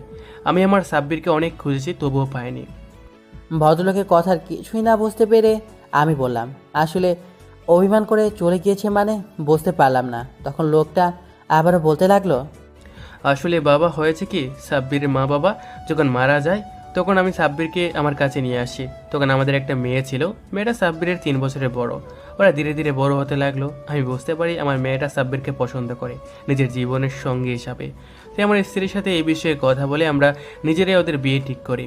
এই কথাটা আবার পরে জানতে পেরে গেলে, তাই তারপর থেকে পরে সাব্বিরকে কোনো মেয়ের সাথে মিশতে দিত না। যদি কোনো মেয়ের সাথে কথা বলতো তাহলে পরে সাব্বিরকে শাস্তি দিত। আমরা পরীকে কিছু বলতে পারতাম না, কারণ মেয়েটা যদিও একরুকা টাইপের ছিল। পরের এমন অবুঝ ভালোবাসার সাব্বিরের জন্য বিপদ হয়ে দাঁড়ালো। সাব্বির যদি ভুল করেও কোনো মেয়ের সাথে কথা বলতো তখন পরে সাব্বিরকে মারতো। তাতে ছেলেটা সহ্য করতে না পারে বাড়ি থেকে চলে এসেছে। কোথায় আছে, কীভাবে আছে এখনও তা জানি না, হয়তো আর বেঁচে নেই। সাব্বিরের কথা চিন্তা করতে করতে মেয়েটা আজ পাগল হয়ে গিয়েছে। আপনার কথা শুনে আজ আপনার কাছে ছুটতে চলে আসলাম। আপনি তো অনেক পেশেন্টকে সুস্থ করেছেন, আমার মেয়েটাকে দয়া করে সুস্থ করে দিন। আমি আপনার পায়ে পড়ি ডাক্তার। কথাগুলো বলেই লোকটা আমার পায়ে ধরতে আসলো। আমি লোকটাকে বাধা দিয়ে বলতে লাগলাম, আরে আরে কি করছেন কি? আপনি আমার গুরুজন, আমার বয়সে বড়, আপনি পায়ে ধরতে হবে না। আগামীকাল আপনি আপনার মেয়েকে এখানে নিয়ে আসুন, অ্যাডমিট করে দিন। আমার কথা শুনে লোকটা বলতে লাগলো, আসলে বাবা মেয়েটা একটু বেশি পাগলামি করে। আমার মনে হয় না ও এখানে ঠিকভাবে থাকতে পারবে। আর আপনারাও ওকে এখানে রাখতে পারবেন না, কারণ ও যখন পাগলামি শুরু করে তখন ওকে শিকল দিয়ে বেঁধে রাখতে হয়। তাই বাবা তোমাকে বলছি, ও সরি তুমি করে বলে ফেললাম। না না না, সমস্যা নেই, তুমি করেই ডাকবেন আমাকে। আপনি আমার বড় গুরুজন, তুমি করে ডাকতেই পারেন। আর তারপর লোকটা আবার বলতে লাগলো, আচ্ছা বাবা ঠিক আছে, তুমি করে ডাকবো। তো আমি বলতে চাচ্ছিলাম কি, তুমি যদি আমার বাসায় গিয়ে মেয়েটাকে একটু দেখে আসতে তাহলে ভালো হতো। এর জন্য যত টাকা লাগে আমি দেবো বাবা, তুমি শুধু আমার মেয়েটাকে একটু সুস্থ করে দাও। শুনছি তুমি অনেক মানসিক রোগীকে সুস্থ করেছো। আসলে টাকাটা বড় কথা না, আর আমার সময় তেমন একটা নেই। এখানে বাচ্চাদের সময় দিতে হয়, ওরা আমাকে ছাড়া এক মুহূর্ত ভাবতে পারে না। আর বললেন আমি অনেক রোগীকে সুস্থ করেছি, এটা একদম ভুল বললেন। সব কিছু আল্লাহ তাআলা করেছেন, আর আমি তো ওসিলা মাত্র। তখন ভদ্রলোক আমার হাতটা ধরে বলতে লাগলো, বাবা, আমি তোমার হাত জোর করে বলছি, দয়া করে আমার মেয়েটাকে তুমি ট্রিটমেন্ট করো। খেয়াল করে দেখলাম ভদ্রলোকের চোখে জল, তার কিছু বলতে পারলাম না। আচ্ছা ঠিক আছে, আমি আপনার মেয়েকে ট্রিটমেন্ট করব। আপনি প্লিজ কান্না করবেন না। আপনি চেয়ারটা একটু শান্ত হয়ে বসুন। আমি আবার পরিণামের মেয়েটার রিপোর্টটা দেখতে লাগলাম। তখন আমার মাথায় কিছু আইডিয়া আসতে লাগলো। তখন আমি লোকটাকে বলতে লাগলাম, আচ্ছা আপনি আমাকে সাব্বির আর আপনার মেয়ের সব ডিটেলস দিন, যেমন ওদের ব্যাপারে যা যা আছে আমাকে সব কিছু বলুন। যেহেতু আমাকে আপনার ভাগ্নের মতো সেমই দেখায়, আমি ভাবছি আপনার ভাগ্নে হয়ে আপনার বাড়িতে যাব। যতটুকু সময় আপনার বাড়িতে থাকবো সেই সময়টুকু আমি আপনার ভাগ্নে মানে সাব্বির হয়ে থাকবো। বলতে পারেন আমি সাব্বিরের মতো অভিনয় করব আপনার মেয়ের সামনে। আর এটা করলে আপনার মেয়েকে সুস্থ করতে ইনশাল্লাহ বেশি একটা সময় লাগবে না। আমার কথা শুনে লোকটা কিছু সময় আমার দিকে এক নজরে তাকিয়ে থাকলো। দেখলাম তার চোখে আবার জল চলে আসে। তখন আমি বলতে লাগলাম, আরে দেখুন, এভাবে কান্না করবেন না। এভাবে কান্না করলে আমার নিজের কাছে খারাপ লাগে। ভদ্রলোক আমার কথা শুনে চোখে জল মুছে বলতে লাগলো, দেখো বাবা, তুমি আমার সাব্বির হয়েই আমার বাড়িতে চলো, আর আমাকে আমার সাব্বিরের মতো মামা ডাকবে, তাহলে আমি খুশি হব। আর আমার ওয়াইফকে তুমি ঠিক সাব্বিরের মতো মামুনি বলে ডাকবে। পারবে না আমার এই কথাটা রাখতে? লোকটার কথা শুনে কেন জানি আমার চোখেও জল চলে আসলো। তারা সাব্বিরকে কতটা ভালোবাসতো। চোখের কোণ থেকে জলটুকু মুছে আমি বলতে লাগলাম, আচ্ছা ঠিক আছে, আমি আপনাকে মামা বলেই ডাকবো। এবার সাব্বিরের সম্পর্কে সব কিছু খুলে বলুন আমায়। তারপর মামা আমাকে সাব্বিরের বিষয়ে সব বলল। সব কিছু শুনে তারপর প্রিয়াকে কেবিনে ডাকলাম। প্রিয়া কেবিনে আসলে প্রিয়াকে বাচ্চাদের খেয়াল রাখতে বলে মামাকে নিয়ে তার বাড়ির উদ্দেশ্যে বের হয়ে গেলাম। মামাও গাড়ি নিয়ে আসছিল। মামাকে মামার গাড়িতে পাঠিয়ে দিয়ে আমি আমার গাড়ি নিয়ে যেতে লাগলাম। 2 ঘন্টা পর একটা বাড়ির সামনে মামা গাড়ি থামালো।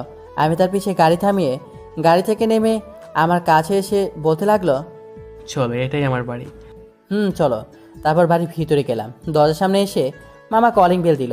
কিছু সময় পর একজন মধ্যবয়সী সুন্দরী মহিলা এসে দরজাটা খুলে দিল। তখন আমি মামার দিকে তাকালাম। মামা মাথা নাড়িয়ে সায় দিল যে এটাই সাব্বিরের মামি, মানে মামনি। তাই এখন থেকে আমাকেও মামনি ডাকতে হবে। সামনে মামনির দিকে তাকিয়ে দেখি মামনি আমার দিকে এক নজরে তাকিয়ে আছে। হঠাৎ করে মামনি আমার কাছে এসে 2 গালে 2টা থাপ্পড় দিয়ে শক্ত করে জড়িয়ে ধরে কান্না করতে করতে বলতে লাগলো, কি রে বাবা, তুই তোর মামুনিকে ছাড়া এতটা দিন কোথায় ছিলি? একটা বারের জন্য কি এই মামুনির কথা মনে পড়লো না তোর? আব্বু, তুই এতটা নিষ্ঠুর কিভাবে হলি? তুই তো এমন ছিলি না। মামনি আমাকে সাব্বির মনে করেছে। আসলে মায়েরা অসাধারণ হয়ে থাকে। আমি আমার পরিচয় না দিয়ে সাব্বির হয়ে এই বাড়িতে আসি। তাই আমি মামিকে বলতে লাগলাম, সরি মামনি, আমাকে মাফ করে দাও। এমনটা আর হবে না, প্লিজ ক্ষমা করে দাও। মামি আমার গালে কপালে হাজারো চুমু এঁকে দিতে লাগলো আর কান্না করতে করতে বলতে লাগলো, আমার ছেলে আমার কাছে ফিরে এসেছে, এখন সব কিছু ঠিক হয়ে যাবে। বাবারে, তোর বিরহে আমার মেয়েটা যে আজ পাগল হয়ে ঘরবন্দি হয়ে গেছে। মেয়ে তোকে খুব বেশি ভালোবাসে, তুই আমার মেয়ের ভালোবাসা বুঝতে পারলি না। বাবারে, আমার মেয়েটাকে একটু তোর ভালোবাসা দিয়ে ঠিক করে দে না। আমি তোর কাছে হাত জোর করে বলছি, মেয়েটাকে আপন করে নে। আমার মেয়েটা তোর সাথে খারাপ ব্যবহার করলেও সেই খারাপ ব্যবহারও ভালোবাসায় লুকিয়েছিল, যা আমরা বুঝতে পারিনি। বল, তুই আমার মেয়েটাকে আপন করে নিবি? আমি আর কিছু বলতে পারলাম না। একটা মানুষ কতটা ভালোবাসলে ভালোবাসার মানুষের বিরহে পাগল হয়ে যায়। কখন যে আমার চোখ দিয়ে পানি বেরিয়ে আসে খেয়ালই করিনি। চোখের পানি মুছে মামনিকে বললাম, মামনি, পরিয়াপুর রুমে চলো। মামনি চোখের পানি মুছে আমার হাত ধরে নিয়ে উপরের দিকে হাঁটা দিল। পেছনে মামাও আসতে লাগলো। সিঁড়িতে এক পা করে ফেলছি আর আমার বুকের ধুকবুকানিটা বাড়তে লাগলো। পরিয়াপুর রুমের সামনে এসে মামনির দরজা খুলে দিল। আমি মামনি আর মামাকে বাইরে থাকতে বলে ধীর পায়ে রুমের ভিতর যেতে লাগলাম। সামনের দেয়ালে খুব মায়াবী একটা মেয়ের ছবি দেখতে পেলাম। ছবিটা দেখে আমার হার্টবিট আগে থেকে আরও বেশি জোরে ওঠানামা করতে লাগলো। আর একটু সামনে যেতে দেখতে পেলাম বেডের সাথে শিকল দিয়ে একটা মেয়েকে বেঁধে রাখা হয়েছে। মেয়েটা তার মাথাটা 2 হাঁটুর ভাঁজে লাগিয়ে বসে আছে। তার এলোমেলো চুলগুলো সব সামনের দিকে ঝুঁকে আছে। আস্তে করে তার পাশে বসলাম। চুলগুলো সামনে থেকে সরিয়ে পিছনে দিতে লাগলাম। ঠিক তখনই মেয়েটা ভয়ত গলায় হাতে একটা ছবি নিয়ে ছবির দিকে আঙুল দিয়ে বলতে লাগলো, এই আম্মু, দেখো আমার সাবির আমার উপরে অনেক বেশি অভিমান করে আছে। কোথায় বলছে না, আমি অনেকবার সরি বলছি, তারপরে আমার সাথে কথা বলছে না। বলেছি আর কখনো মারবো না, তাও কথা বলছে না।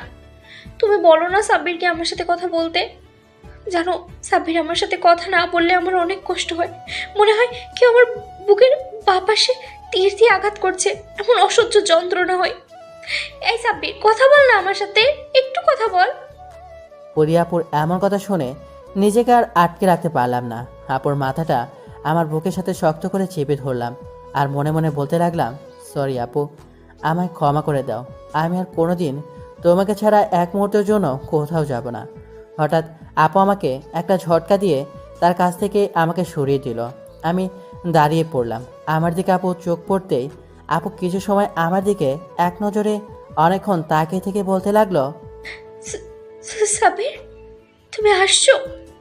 সরি, আমি বুঝতে পারিনি তুমি আমার কাছে আসো। আমাকে আবার তোমার বুকের মধ্যে চেপে ধরো, আমি তোমার বুকের মধ্যে ঢুকে থাকতে চাই, প্লিজ। আমার কিছু না বলে ঝড়ের বেগে আপুর কাছে গিয়ে আপুকে শক্ত করে জড়িয়ে ধরলাম। আপু আমায় আষ্টে পিষ্টে জড়িয়ে ধরলো।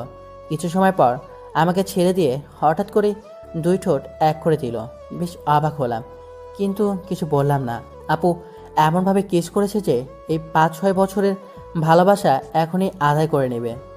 তৃষ্ণার্ত সে, ভালোবাসার তৃষ্ণায় পাগল সে, উন্মাদ হয়ে পড়েছে। আমিও তাল মেলাতে লাগলাম তার সাথে। কিছু সময় পর ছেড়ে দিয়ে গালে কপালে চুমু দিতে লাগলো আমার। আবারও শক্ত করে জড়িয়ে ধরলো আমায় আর কান্না মিশ্রিত গলায় বলতে লাগলো, প্লিজ সাব্বির, আমাকে ছেড়ে যেও না।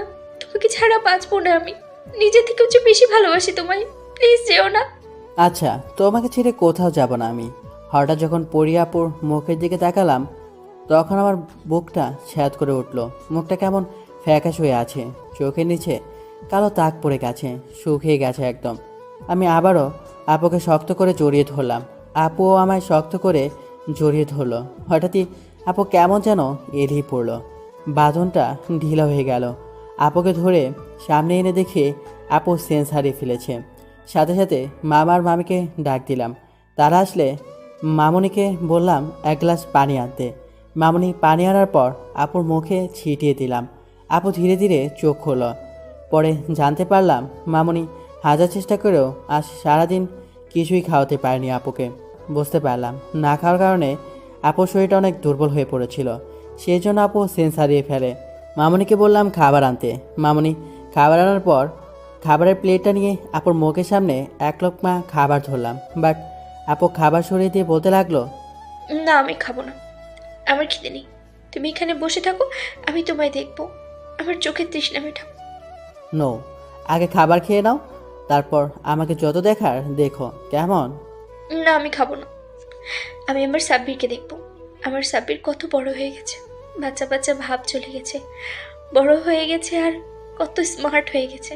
আমি এখন তোমায় দেখবো আর চোখ জোড়াবো। দেখো আপু, তুমি যদি না খাও তাহলে কিন্তু আমি আবারও চলে যাব, বলে দিলাম। আপু আমার কথা শুনে হয়তো ভয় পেয়ে গেল। সাথে সাথে আমার হাত শক্ত করে জড়িয়ে ধরলো আর বলতে লাগলো, প্লিজ তুমি আমাকে ছেড়ে যেও না। এবার যদি আমাকে ছেড়ে চলে যাও আমি মরেই যাব। আচ্ছা, আমি খাবো, তবে 2টা শর্ত আছে। তুমি যদি শর্ত 2টা মানো তাহলে আমি খাবো। তোমার সব শর্তই আমি মানব। আগে খাবারটা খেয়ে নাও। না খেয়ে খেয়ে তোমার এই কী অবস্থা করেছ, সেদিকে কি খেয়াল আছে তোমার? না, আগে শর্ত মানতে হবে, তারপরেই আমি খাবো। তার আগে এক গ্লাস পানিও খাবো না, আমি বলে দিলাম। ওকে ফাইন, বলো শুনি তোমার কি শর্ত। আপু এমন শর্ত বলবে ভাবতেও পারে নাই। আমার মামির সামনেই বলতে লাগলো, তুমি এখনই আমায় লিপ কিস করবে আর আজকেই আমায় বিয়ে করবে। ব্যাস, এই শর্ত 2টা মানতে পারলে আমি খাবার খাবো। পরিয়াপুর কথা শুনে মামুনির কাশি উঠে গেল আর মামা কিছু না বলেই বাইরে চলে গেল। মামুনি তখন বলতে লাগলো, আচ্ছা বাবা, আমি তাহলে যাই এখন, কেমন? আমার পাগলি মেয়েটাকে খাওয়ানো হয়ে গেলে ডাক দিও, চলে আসবো, কেমন? মামুনি চলে গেল আর দরজাটা চাপিয়ে দিয়ে গেল। তখন পরিয়াপু আবার বলতে লাগলো, কি হলো, মানবে না আমার শর্ত? শর্ত না মানলে কিন্তু আমি কিছুই খাবো না, বলে দিলাম। কি আর করার, পাগলিটাকে আর কষ্ট দিতে চায় না। এতগুলো বছর তো কষ্ট পেয়ে এসেছে। তাই আর কথা না বাড়িয়ে খাবার প্লেটটা সাইডে রেখে পরিটাকে টেনে নিয়ে ঠোঁটে ঠোঁটজোড়া মিলিয়ে দিলাম। বেশ কিছু সময় পর পাগলিটাকে ছেড়ে দিয়ে বললাম, হয়েছে তো, এবার খাবারটা খেয়ে নাও। হুম, আরও একটা শর্ত যে বাকি, সেটা কি হবে? সেটাও পূরণ করব। তার আগে তোমায় খাবারটা খেতে হবে, না হলে কিন্তু তোমায় বিয়ে করব না। আচ্ছা, আমি খাবো। এই যে হাঁ করলাম, এবার আমাকে খাইয়ে দাও। পরি আপুকে খাইয়ে দিলাম। খাওয়ানো শেষ করার পর পরি আপু আমাকে অভিযোগ করে বলতে লাগলো, দেখো আব্বু আর মামুনি আমায় পাগল ভেবে আমাকে শিকল দিয়ে বেঁধে রেখেছে। বলো, আমি কি পাগল? আমি একদমই সুস্থ, তাই না? তুমি আমার শিকলের বাঁধনটা খুলে দাও। তারপর মামুনিকে ডাক দিলাম। মামুনি আসলে শিকলে লাগানো তালার চাবিটা চেয়ে তালাটা খুলতে যাব। এমন সময় মামুনি বলতে লাগলো, বাবা, শিকল খুলে দেওয়া কি ঠিক হচ্ছে?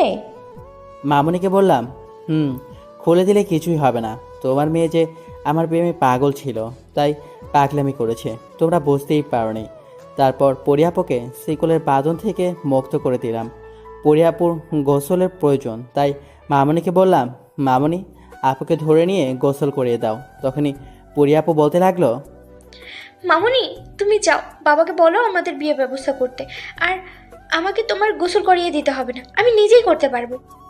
মামুনি কি বুঝলো জানি না, মুচকি একটা হাসি দিয়ে চলে গেল। যা, কি হলো এটা? তখনই পরিয়াপু আমায় বলল, এই মামুনি কেন আমায় গোসল করিয়ে দিবে? তো কে করিয়ে দিবে? আমি? হ্যাঁ, তুমি তো দিবে।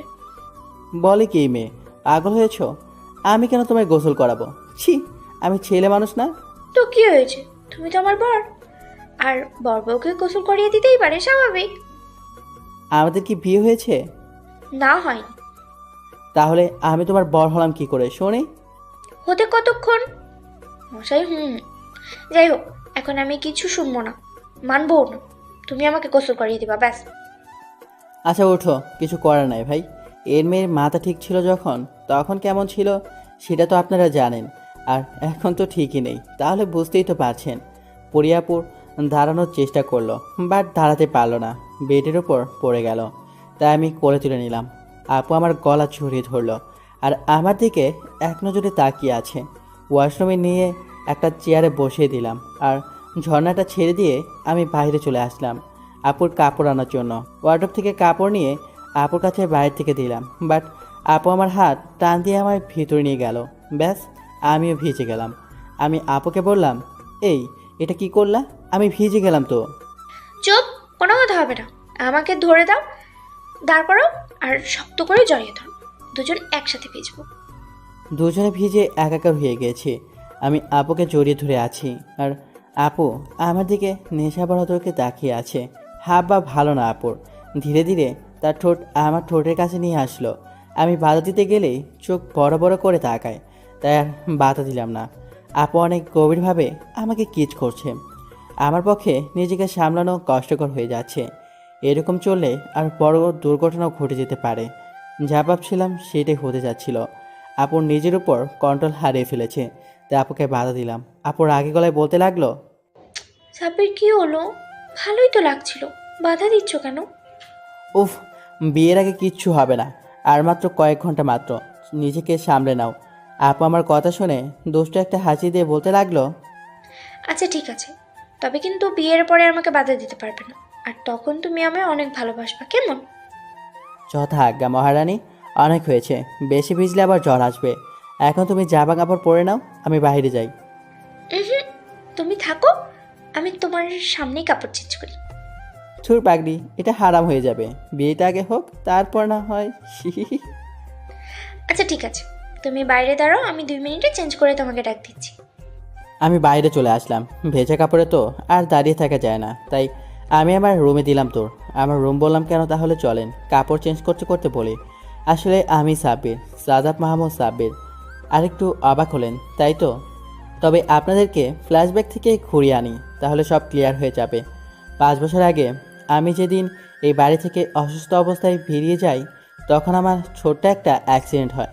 বর্তমান যারা আমার মা বাবা, তারা গাড়ি নিয়ে একটা জরুরি কাজের জন্য গাড়ি অনেক জোরে চালাতে থাকে, আর আমি সেই সময় তাদের গাড়ির সামনে পড়ি, আর তখনই আমার জ্ঞান হারিয়ে ফেলি। যখন আমার জ্ঞান ফিরে, তখন হসপিটালে বেডে নিজেকে আবিষ্কার করি, আর আমার পাশে 2জন ভদ্রলোক আর ভদ্র মহিলাকে দেখতে পাই। তার আর কেউ না, আমার বর্তমান মা বাবা। তখন তারা আমার সম্পর্কে জানতে চাইলে সব বলি তাদেরকে। তখন ভদ্রমহিলা আমাকে জড়িয়ে ধরে কান্না করতে করতে বলতে লাগলো, বাবা, কে বলেছে তোর কেউ নেই? আজ থেকে আমি তোর মা আর উনি তোর বাবা। তোর কি কোনো সমস্যা আছে আমাদেরকে মা বাবা মানতে? সেদিন থেকেই আমি আমার মা আর বাবা পেয়েছি, একটা পরিচয় হয়েছে আমার। যেহেতু মেডিকেল সায়েন্স নিয়ে পড়ছিলাম, তাই বাবা মা আমাকে পড়ানোর জন্য দেশের বাইরে পাঠিয়ে দেয় এবং সর্বোচ্চ রেজাল্ট নিয়ে নামকরা মানসিক ডাক্তার হয়ে দেশে ফিরি। চেয়েছিলাম এই বাড়িতে আর আসবো না, কিন্তু মামার কথায় না করতে পারে নাই। আর আপুর এই অবস্থার জন্য তো আমিই দায়ী। বাট আমি ভাবতেও পারিনি আমাকে দেখার পর আপু এত তাড়াতাড়ি ঠিক হয়ে যাবে। আসলে আমি নির্বোধ। আপুর ভালোবাসাটা আগে বুঝলে এত কিছু হতো না। যাই হোক, মামাকে সত্যটা জানাতে হবে। যাক, চেঞ্জ করে ফেলেছি আর সব ক্লিয়ার করেও দিলাম। অনেকটা সময় হয়ে গেল আপনার সাথে গল্প করতে করতে। ওইদিকে পরি আপু হয়তো বিরক্ত হচ্ছে আমাকে না দেখে। দিলাম এক দৌড় আর গিয়ে দেখি আপু ওয়াশরুমে বসে আছে। আমি গিয়ে সরি বলে আপুকে কোলে তুলে নিলাম। তখন আপু বলতে লাগলো, এই তুমি কোথায় গিয়েছিলে আমাকে একা রেখে? এই তো সব কিছু ক্লিয়ার করতে, আমার পাঠক ভাইদের সন্দেহ দূর করতে। কি বলো এসব? কিসের সন্দেহ? আরে তেমন কিছু না। আচ্ছা বাদ দাও, এই যে বেডের উপর বসো, আমি একটু মামার সাথে কথা বলে আসছি। ও আচ্ছা, আমাদের বিয়ের কথা বলতে যাচ্ছ? যাও তাড়াতাড়ি, রাত তো হয়ে আসলো। আজকে বিয়ে করবো আমরা। দুর্বোকা, আজকে না বাকলে, তুমি সুস্থ হও তারপর বিয়ে। তুমি রেস্ট করো। আমার কথা শুনে পরি আপু জোরে জোরে চিল্লিয়ে চিল্লিয়ে মামাকে ডাকতে লাগলো। বাবা, বাবা, কোথায় তুমি? তাড়াতাড়ি আমার রুমে এসো। পরি আপুর চিল্লানিতে মামা দৌড়ে রুমে আসলো আর ভয়ার্থ কণ্ঠে বলতে লাগলো, কি হয়েছে আমার মামনির, বলো আমায়। তখনই পরি আপু বাচ্চাদের মতো কান্না করে বলতে লাগলো, বাবা, তুমি সাব্বিরকে বলো ও যেন আজই আমাকে বিয়ে করে, নাহলে কিন্তু আমি নিজেকে অনেক বড় একটা ক্ষতি করে ফেলবো, বলে দিলাম। তারপর মামা আমাকে ডেকে পাশের রুমে নিয়ে গেল আর বলতে লাগলো, বাবা, তুমি আমার মেয়েটাকে বাঁচাও। ও তোমার সাব্বির মনে করেছে। প্লিজ তুমি সাব্বির হয়ে ওকে বিয়েটা করে নাও। মামা তোমার মেয়ে ঠিকই মনে করেছে। মানে? আমি সাব্বির, আমি তোমার সাব্বির, সেই ছোট্ট সাব্বির। মামা আমার কথা শুনে আমার দুই গালে হাত দিয়ে মায়া ভরা চোখে কান্না করে বলতে লাগলো, তুই আসলে নিষ্ঠুর। কেন খুলি এমনটা বাবা?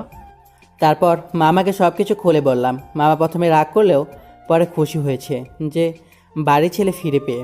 মামা আবার বলতে লাগলো, আচ্ছা তাহলে আমি কাজে নিয়ে আসি, আজকে তোদের বিয়েটা দিয়ে দিব। পরে বড় করে অনুষ্ঠান করব, না হলে যে আমার পাগলি মেয়ে সত্যি সত্যি কিছু একটা অঘটন ঘটিয়ে ফেলবে। আমি মাথা নিচু করে বললাম, তোমরা যা করার করো, তবে আমি বাবা আর মাকে নিয়ে আসি। আচ্ছা তুই তাড়াতাড়ি তাদের বাড়িতে নিয়ে আয়, আর আমি এদিকে বাকিটা ম্যানেজ করছি। তারপর আর কি, মা বাবাকে সব কিছু বললাম আর তাদেরকে এই বাড়িতে নিয়ে আসলাম। সবাই বেশ খুশি। মা বাবারও মেয়ে পছন্দ হয়েছে। পরিয়াপুর সামনে আম্মু আমার কানে ধরে বলতে লাগলো, বদ ছেলে, কত মিষ্টি একটা মেয়েকে তুই এভাবে কষ্ট দিয়েছিস। আগে জানলে তো তোকে ঝাড়ু দিয়ে পিটাতাম। মামুনি, তুমি এই বাদর ছেলেটাকে ইচ্ছে মতো শাসন করবে। আমি তোমায় পারমিশন দিচ্ছি। তারপর আর কি, প্রায় রাত 9টার দিকে কাজে নিয়ে মামা চলে আসে। আমি পাঞ্জাবি পরে সোফায় বসে আছি।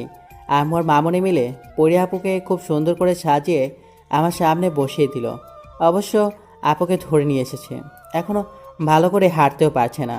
আমি তো আপুর সাজ দেখে হাঁ করে তাকিয়ে আছি। তখন আম্মু আমায় খোঁচা দিয়ে বলতে লাগলো, হয়েছে, বিয়েটা তো আগে হোক, তারপর ঘরে গিয়ে আচ্ছা মতো দেখিস। আম্মুর কথায় আমি আর পরিয়াপু বেশ লজ্জা পেলাম। তখন মামা কাজীকে বিয়ে পড়াতে বললে কাজী বিয়ে পড়ানো শুরু করে দিল। সব কমপ্লিট করতে রাত প্রায় 11:30 বেজে গেছে। আপু যেহেতু এখনও হাঁটতে সমস্যা হচ্ছে, তাই আপুকে কোলে করে বাসর ঘরে নিয়ে আসলাম। এখন আমি বাসর ঘরে পরিয়াপুর সামনে বসে আছি, সরি আমার বউয়ের সামনে বসে আছি। বউটাও বসে আছে লম্বা একটা ঘোমটা দিয়ে। কাঁপা কাঁপা হাতে আপুর ঘোমটাটা উঠালাম। আয় হায়, এ আমি কাকে দেখছি? এ যেন আসমান থেকে নেমে আসা সাক্ষাৎ এক লাল পরি। হার্ট অ্যাটাক করার মতো অবস্থা আমার। বুকের মতো 2 হাত দিয়ে বিছানায় পড়ে গেলাম। তখন আপু বলতে লাগলো, এই তোমার আবার কি হলো? কিছু না গো, আমি তো তোমারই রূপে খুন হয়ে যাব গো। আপু আমার কথা শুনে বেশ লজ্জা পেল আর বলতে লাগলো, যা দুষ্টু কোথাকার, আমার বুঝে লজ্জা করে না? আচ্ছা তাহলে তো আমার সাইকো সিনিয়র ভোটার লজ্জা ভেঙে দিতে হয়, কি বলো? নিষেধ করেছে, তোমার যা ইচ্ছে তাই করো, একটুও বাধা দিব না।